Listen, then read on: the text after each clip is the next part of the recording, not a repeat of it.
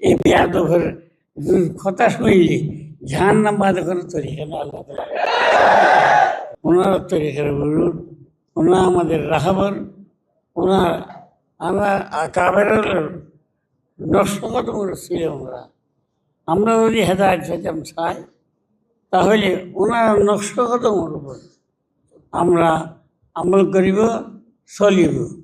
এইটার দোয়া করি আল্লাহ তাআলা যেন আমরা সবাইকে আগামীদের রাস্তার উপর সোলহাল নবী সিদ্দিক সোহদা এই ইনার রাস্তার উপর যেন আল্লাহ আমরা রাখে। এই সোলহার মধ্যে আউ্বালে কাফেলা হইল সাহাবাদের, সাহাবা কেরাম রাদিয়াল্লাহু তাআলা আনহু। এটা হইছে সোলহার মধ্যে প্রধান।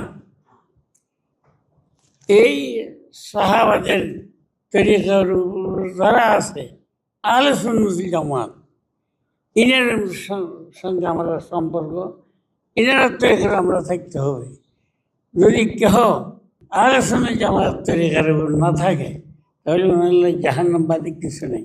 হুজুরের এক রাওয়ায়াতের মধ্যে আছে, তাফাররাকাত বনু ইসরাইল আলা সিনতাইন ওয়া সাবঈনা মিল্লাতান। বনু ইসরাইলের মধ্যে 72 ফিরকা ছিল। وستفترق উম্মতি আলা সালাসিন ওয়া সাবঈনা মিল্লাতান। হুজুর ফরমান, আমার উম্মতের মধ্যে 73 ফিরকা হবে, কুল্লুহুম ফিন্নার ইল্লা মিল্লাতান ওয়াহিদা। হিয়া মান হিয়া ইয়া রাসূলুল্লাহ? ক্বালা মা আনা আলাইহি ওয়া আসহাবি। হুজুর ফরমান, 73 তরিকা যে দল হইব আমার উম্মতের, সব জাহান্নামের মধ্যে যাবে। একমাত্র এক দল আছে যারা নাজাত হবে, তারা নাজি।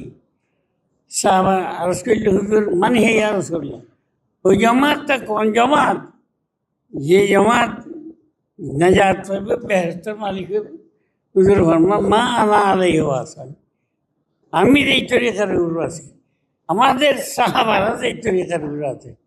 এই তরিকার উপর যারা থাকে, এটা হলে বেহেশতের গ্যারান্টি। এটা ইনার জন্য নাজাতের হুজুর এখন ফরমান। এখন যদি কোনো মানুষের কথা বলে, সাহাবারা সত্য মাফ করি না, সাহাবাদের তকলিদ করার দরকার না, আইমেদের তকলিদ করার দরকার না, ওনার তরিকার থাকার দরকার না।